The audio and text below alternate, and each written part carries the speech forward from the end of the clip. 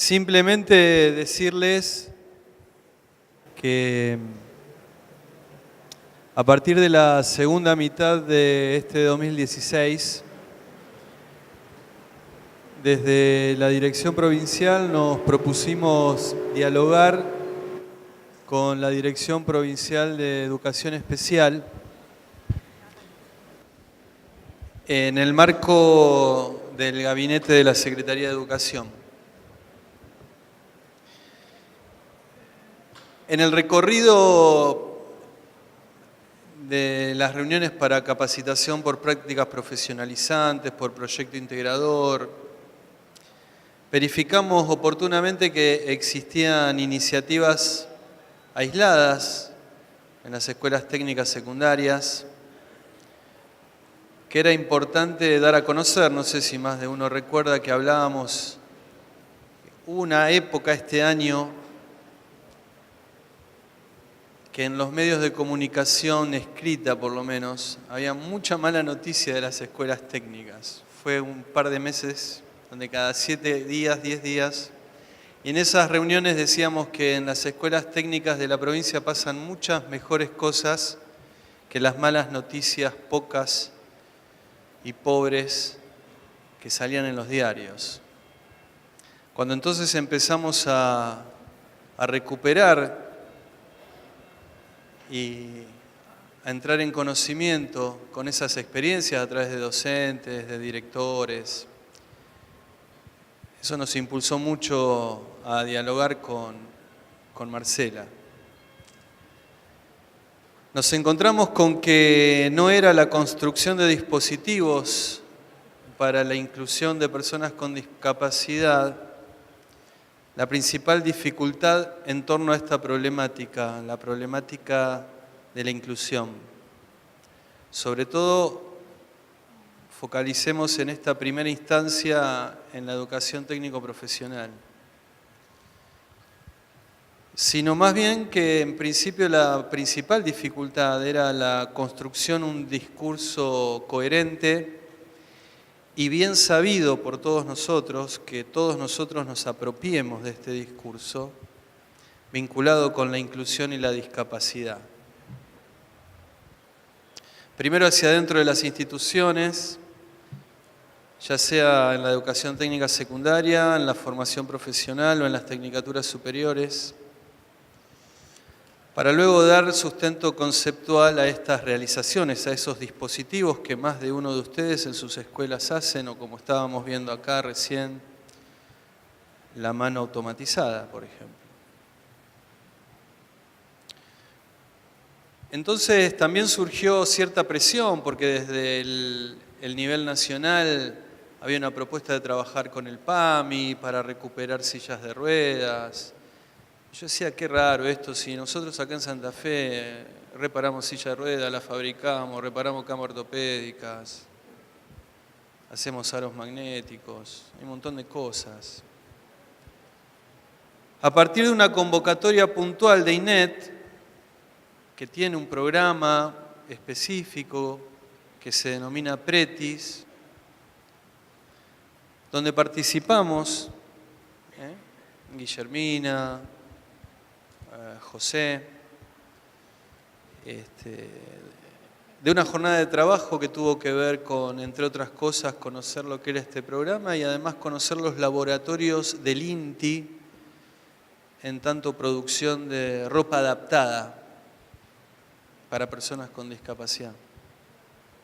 Entonces decidimos que era el momento justo para que nuestra iniciativa de encontrarnos con la Dirección Provincial de Educación Especial, que abarca a todos los niveles y modalidades, pero en principio acercarnos como educación técnico-profesional y decir, bueno, Marcela, trabajemos en conjunto, armemos un equipo, enseñanos, danos el sustento conceptual de qué se trata esto cuando hablamos, ayudanos a quitarnos los prejuicios, el vocabulario correcto que hay que usar.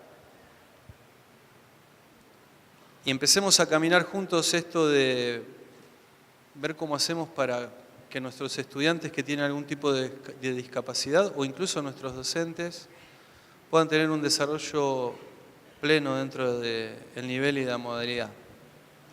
Así que bueno, hoy nos encontramos trabajando en una agenda 2017. Recién se lo comentábamos a Gabriel y se los dije hoy a todos más temprano que tenemos un plan operativo anual y este trabajo y este equipo de funcionamiento y todo lo que haremos el año que viene está dentro de este plan operativo. Así que bueno, muy feliz de poder estar presentando esto acompañado de dos integrantes referentes de este equipo, como obviamente es mi colega Marcela Covarrubias de Educación Especial, directora provincial, y mi asesor técnico y exalumno. Tengo el orgullo, me siento muy bien acompañado por Guillermo dos Santos. Así que bueno, Marcela, todo tuyo.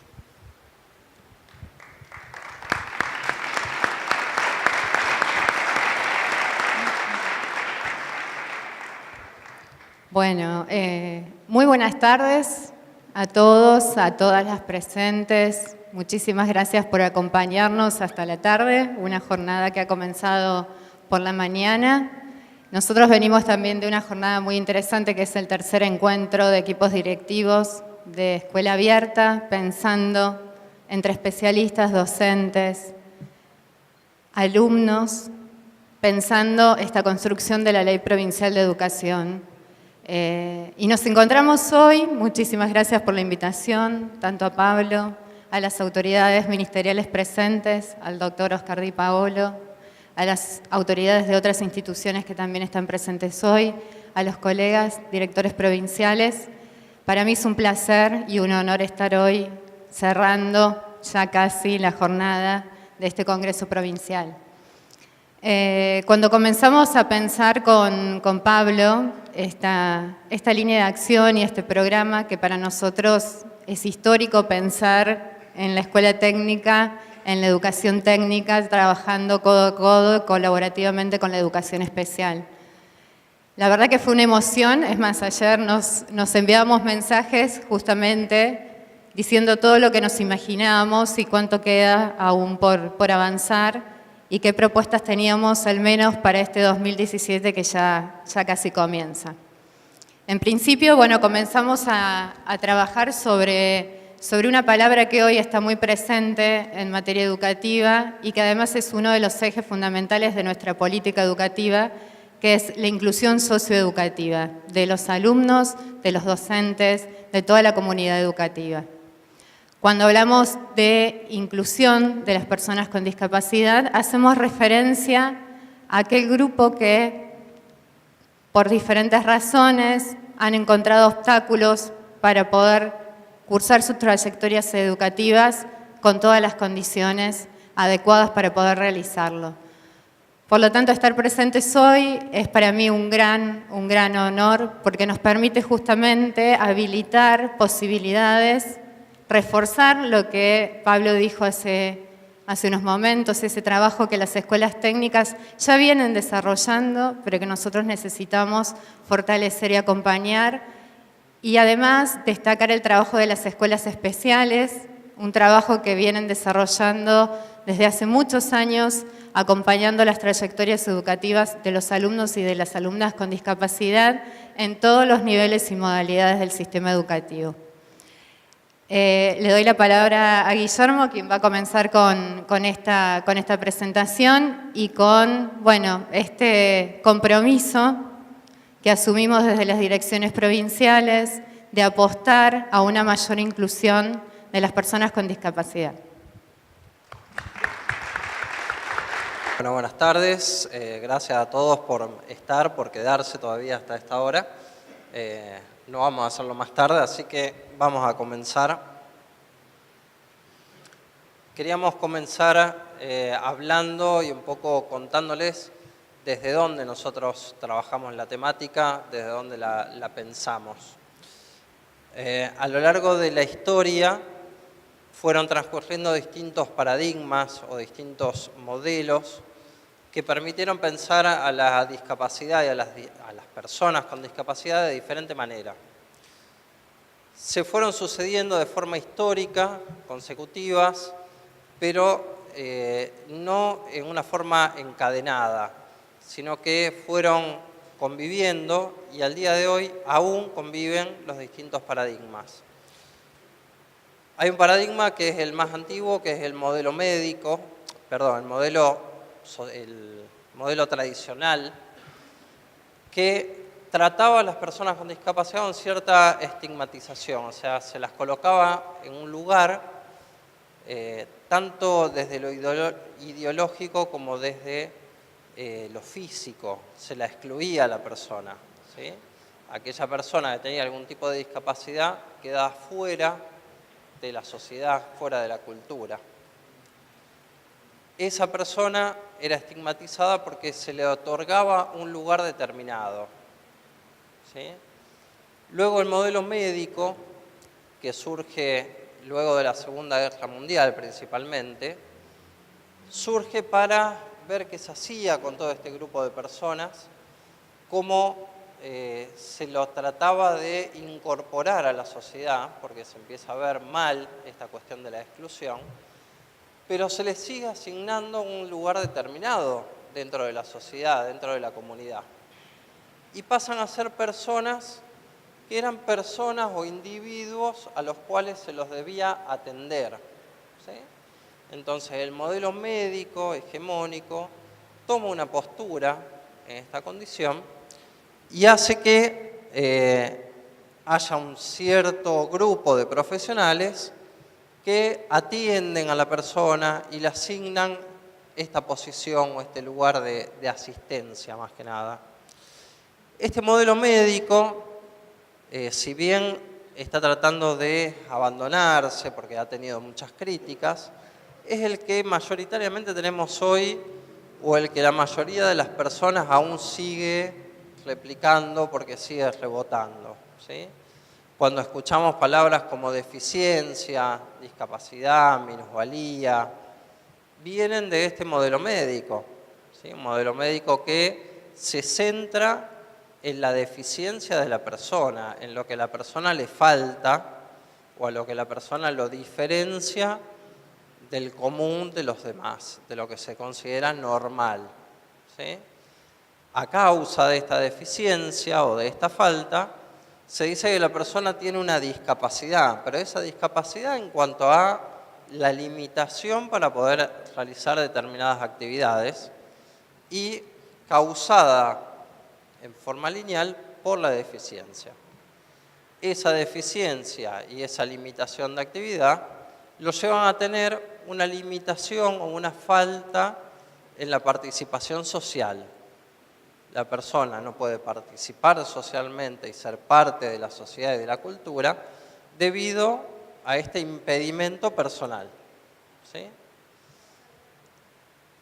Alrededor de la década del 70 surge lo que es el modelo social de la discapacidad, principalmente impulsado por las propias personas con discapacidad y motivados por un lema que es el que dice nada sobre nosotros sin nosotros. Es decir, un grupo de personas con discapacidad toma, ¿sí?, participación activa para luchar por sus propios derechos. ¿Qué es lo que dice el modelo social? Bueno, dice que esta limitación en la participación en la sociedad que tienen las personas con discapacidad no está dada por su deficiencia, sino que principalmente viene dada por una falta, un fallo de la sociedad general de poder atender las necesidades y los deseos de las personas con discapacidad, es decir, de una falta de poder adecuar la sociedad en su conjunto, tanto en el entorno físico creado como por el entorno social, cultural, para poder incorporar a estas personas, insertarlas realmente en la sociedad y poder otorgarle una participación activa.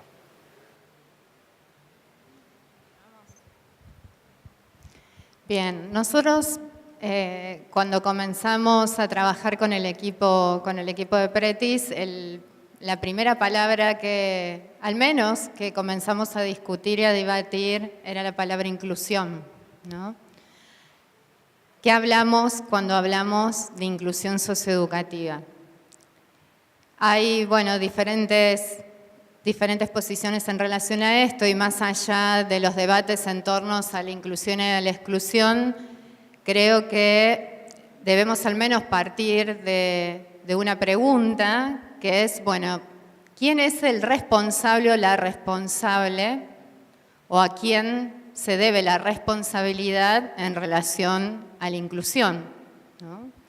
¿Quién es el responsable de esta cuestión de la inclusión? Y creo que, bueno, si planteamos estas preguntas, seguramente la mayoría de ustedes estará pensando, bueno, no, la inclusión es una cuestión que nos compete a todos, ¿no?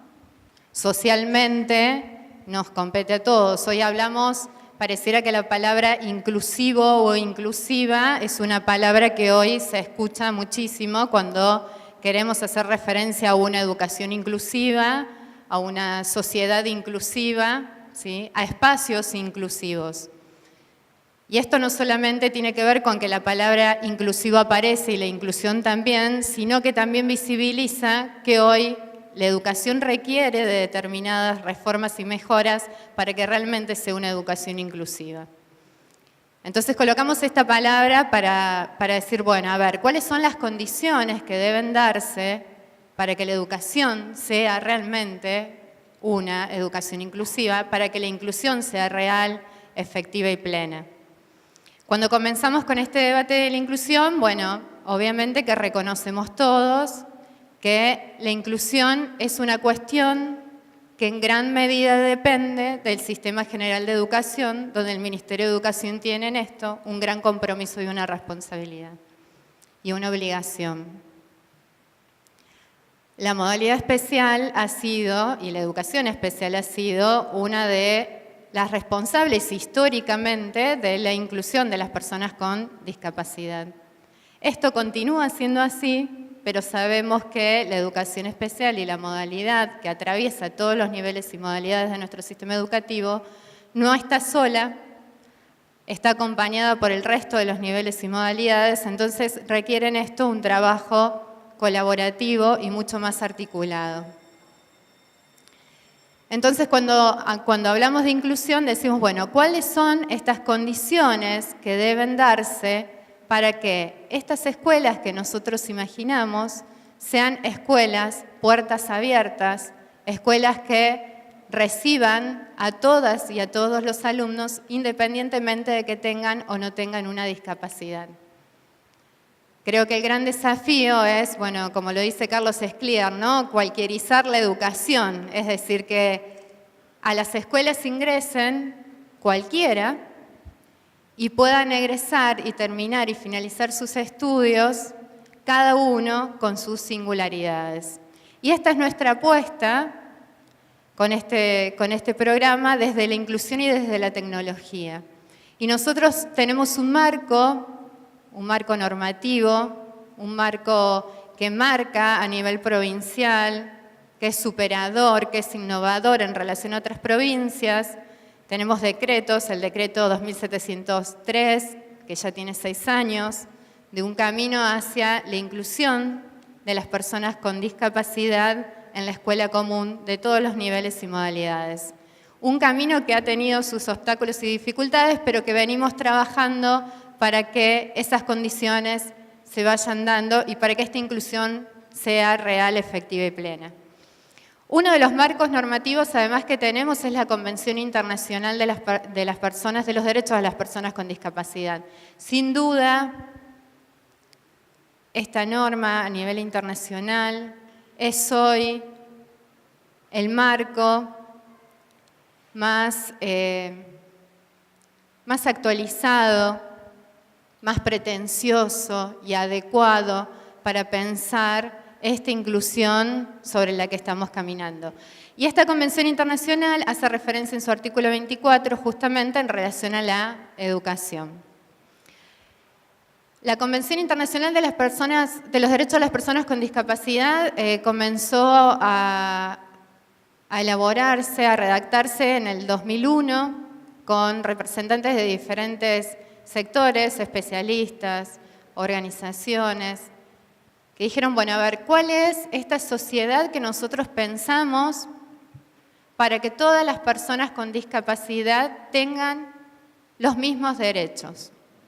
Esta convención, que se aprueba años después y que es ratificada por nuestro Gobierno Nacional en el 2008, lleva ya 8 años de implementación y hoy es el marco de las políticas a nivel nacional, a nivel provincial en materia de inclusión de las personas con discapacidad.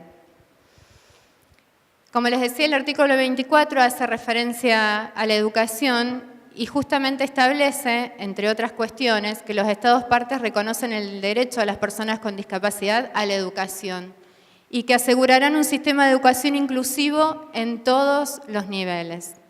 Que las personas con discapacidad puedan acceder a una educación primaria y secundaria inclusiva. ¿Por qué? Porque acá estamos hablando de aquellos niveles que son obligatorios, de calidad y gratuita, en igualdad de condiciones con las demás en la comunidad en la que vivan. Pasamos al siguiente. Pero además en su artículo 9 habla sobre la accesibilidad, que a fin de que las personas con discapacidad puedan vivir en forma independiente y participar plenamente en todos los aspectos de la vida, los Estados partes adoptarán medidas pertinentes para asegurar el acceso de las personas con discapacidad en igualdad de condiciones con las demás al entorno físico, el transporte, la información y las comunicaciones y a otros servicios e instalaciones abiertos al público o de uso público.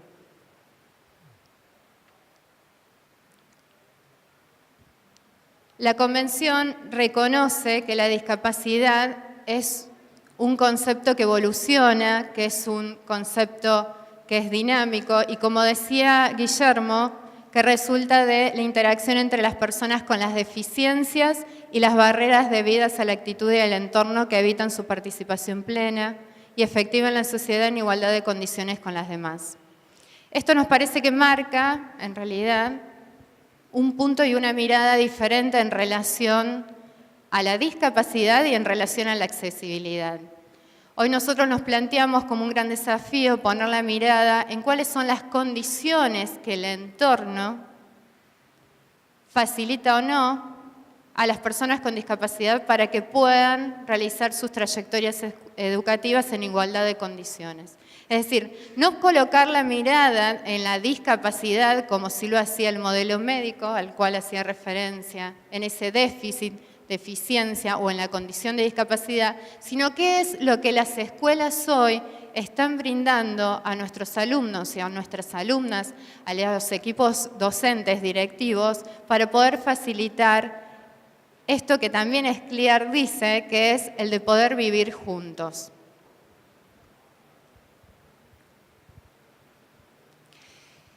Se observa, bueno, con la Convención además se observa con preocupación que existen para las personas con discapacidad diferentes barreras. Una de las barreras, cuando hablamos de cuáles son estas condiciones que los entornos y las escuelas tienen, hablamos de las barreras físicas que quizás son las que primero observamos, es decir, si una escuela tiene rampa o no la tiene, si tiene los baños para personas con discapacidad o no. Y quizás estas barreras, las barreras físicas, son las más fáciles de salvar o de eliminar porque son las más observables. Pero también encontramos barreras que tienen que ver con actitudes, las barreras actitudinales, las barreras institucionales, esas barreras simbólicas que son quizás las más difíciles de sortear, las más difíciles de eliminar, porque implican cambios de miradas, como decía Pablo, ¿no? Cambios de mirada no solamente en relación al otro, sino a la convicción de que esta inclusión es posible en cada una de nuestras escuelas. Bueno, como decíamos, nos encontramos distintos tipos de barreras. Un tipo de barrera tiene que ver con lo físico, con lo tecnológico en este caso. Y podríamos pensar a la tecnología en términos generales y haciendo una simplificación, como que las distintas tecnologías son medios para cubrir las necesidades y los deseos de todas las personas, ¿sí? Esto lo podemos pensar históricamente, cómo fueron surgiendo incluso desde los primeros desarrollos tecnológicos, que eran las hachas hechas de piedra, y de ahí en más cómo fue evolucionando los distintos desarrollos tecnológicos y que iban provocando modificaciones en las costumbres de las personas y por lo tanto también iban modificando su cultura. Ahora, para que esta tecnología pueda incidir en el bienestar de la persona y en su cultura, obviamente que la tecnología tiene que estar disponible, tiene que ser conocida, tiene que ser adecuada, ¿sí? Particularmente en la tecnología aplicada a personas con discapacidad, muchas veces esto no sucede. O sea, no contamos con la tecnología necesaria o con la tecnología adecuada. ¿Para qué? Para que esa persona pueda satisfacer sus necesidades o cumplir sus deseos, ¿sí? ¿Cómo hacemos entonces para poder acercar lo que son las necesidades de la persona con los recursos tecnológicos y los beneficios que estos ofrecen?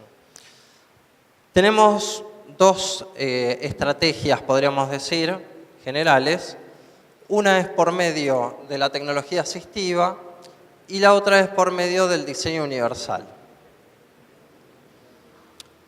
¿Qué es la tecnología asistiva? Bueno, básicamente son todos los recursos tecnológicos diseñados y desarrollados especialmente para las personas con discapacidad, ¿sí?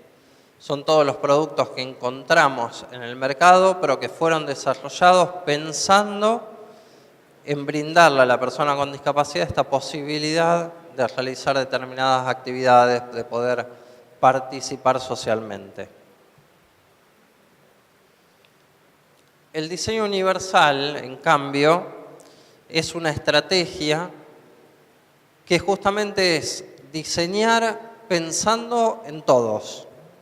Ya no se trata de pensar pura y exclusivamente en personas con discapacidad o en adultos mayores o en los chicos cuando tienen todavía falta de motricidad fina o demás, sino es pensar en diseñar para todos. Y cambia también, esto es justamente, estamos hablando, fíjense, del diseño. No estamos hablando de modificar un recurso tecnológico, de adecuarlo, de hacer accesible un entorno o un servicio. Estamos hablando de diseñar, pensarlo desde el momento cero, ¿sí? De esa forma vamos a llegar a un producto con mejores características, obviamente va a ser más económico finalmente, ¿sí? Y con una pluralidad en el sentido de decir, bueno, realmente desde la tecnología hacemos algo que sirva a toda la sociedad. Nosotros, desde el equipo, intentamos pensar todo este proyecto con este enfoque, con el enfoque del diseño universal, ¿sí? Esto no quiere decir de que vamos a dejar de lado lo que son las ayudas técnicas o la tecnología asistiva. La tecnología asistiva tiene que estar, porque en algunos casos particulares es más conveniente, es más beneficioso, pero tiene que ser parte de un programa, de un plan más general, donde se cubra con la tecnología asistiva, pero siempre, digamos, la estrategia general va a ser desde el diseño universal. Bueno, como decía Pablo en un comienzo y como también mencionaba Marcela, nosotros comenzamos a trabajar en este 2016 en un proyecto que se va a empezar a visibilizar y a plasmar en acción en el 2017, en el cual tomamos una línea que viene desde INET con el proyecto Pretis, donde ellos trabajan también distintas áreas de inclusión social. Una de ellas es justamente trabajar en la línea de tecnologías para personas con discapacidad. Nosotros tomamos esto, lo ampliamos, tratamos de darle una impronta desde nuestra provincia, incorporando nuevos conceptos y con una mirada desde el diseño universal, desde la inclusión socioeducativa. Por eso el objetivo general es justamente desarrollar acciones tendientes a mejorar la inclusión socioeducativa de las personas con discapacidad, garantizando su derecho a la educación. Y de esto se desprenden 3 objetivos específicos. Por un lado, justamente propiciar y promover la inclusión de las personas con discapacidad en las escuelas técnicas y centros de formación profesional. No solo de los alumnos, como decía Marcela, sino también de los docentes y del personal no docente, y pensando en que la escuela sea un espacio abierto a todos. No nos olvidemos también de que los padres de los alumnos es importante que se acerquen y que participen del entorno educativo, y si los padres tienen algún tipo de discapacidad, bueno, muchas veces esto se dificulta. Entonces nosotros pensamos en abrir la escuela, en hacerla accesible justamente para todos. Vos me vas diciendo, Marcela, si querés ir acotando algo. Por otro lado, también se busca impulsar y facilitar el desarrollo de soluciones tecnológicas para personas con discapacidad.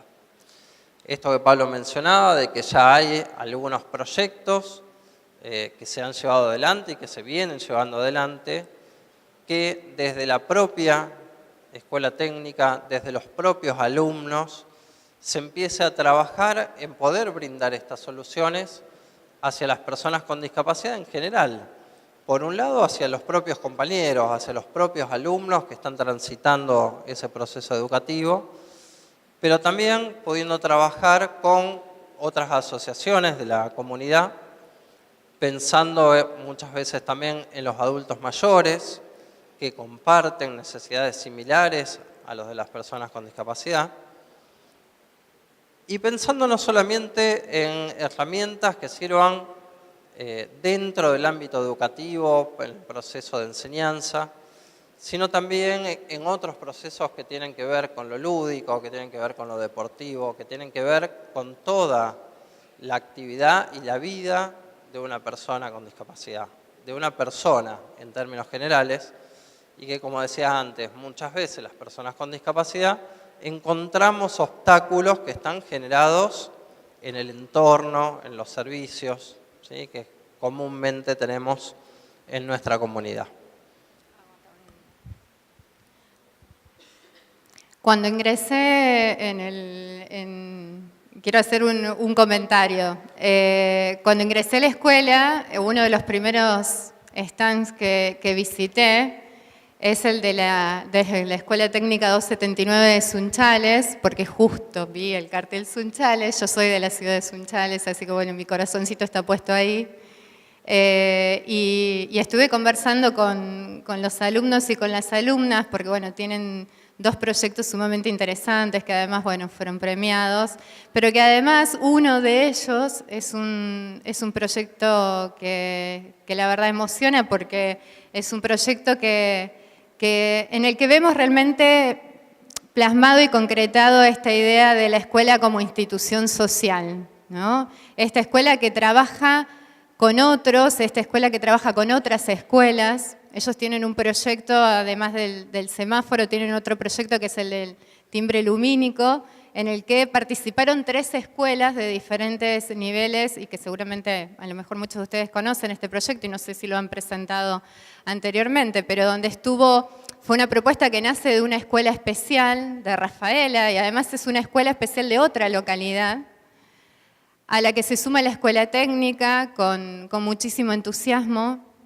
a desarrollar este timbre lumínico que hoy funciona en una escuela primaria de Sunchales, la 1213, que posibilita, ¿no?, estas oportunidades a aquellos alumnos con discapacidad auditiva que asisten a esa escuela.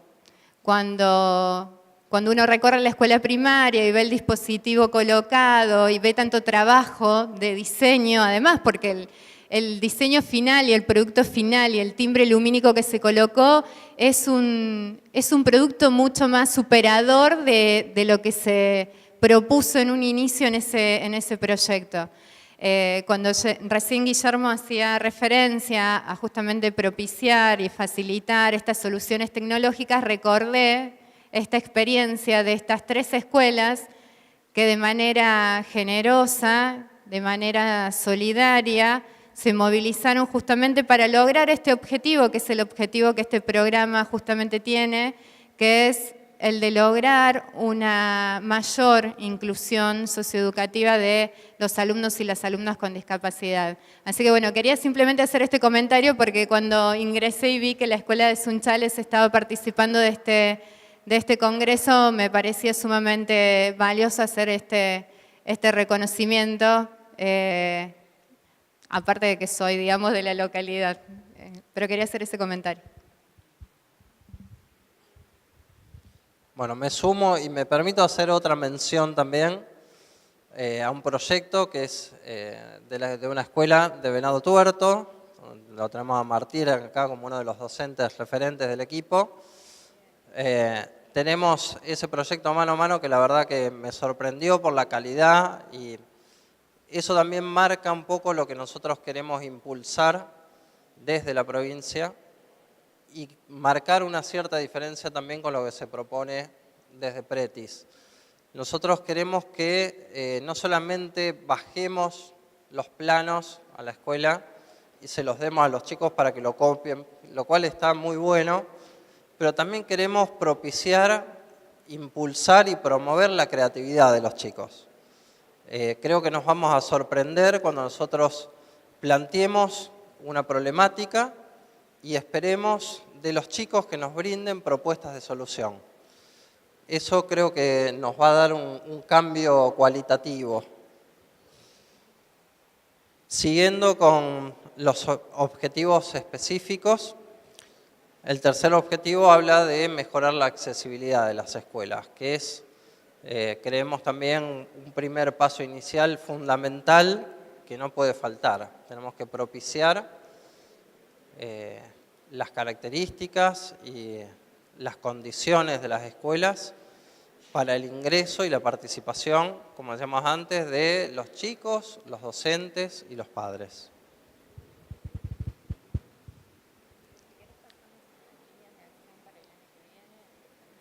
Bien.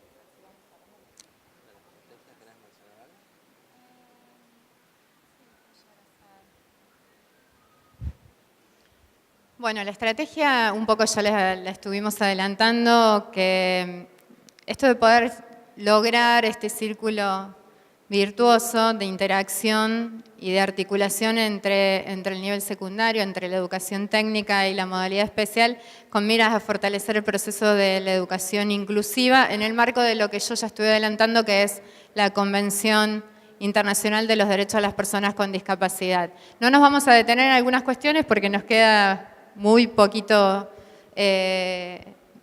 minutos para terminar, pero bueno, simplemente hacerles un adelanto de cuáles son las acciones que nosotros tenemos pensadas para el próximo año y algunas de las cuales ya venimos desarrollando en este corto tiempo del 2016.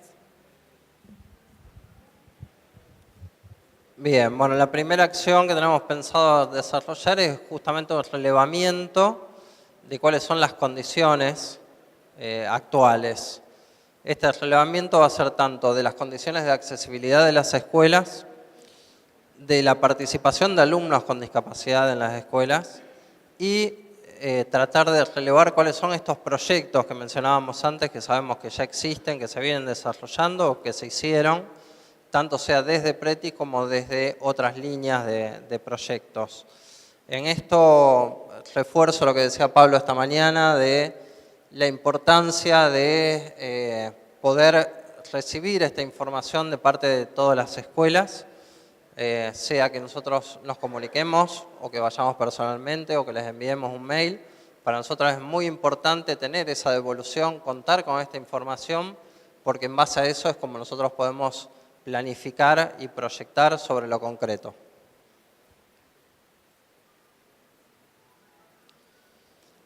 La segunda línea de acción es, bueno, justamente trabajar sobre el tema de accesibilidad, identificando las barreras no solamente físicas, sino institucionales y pedagógicas. remarcar acá que la accesibilidad de los edificios no es solamente la rampa en la entrada, no es solamente el baño accesible, sino que es un conjunto de medidas y de acciones que se tienen que tomar para asegurar realmente la accesibilidad.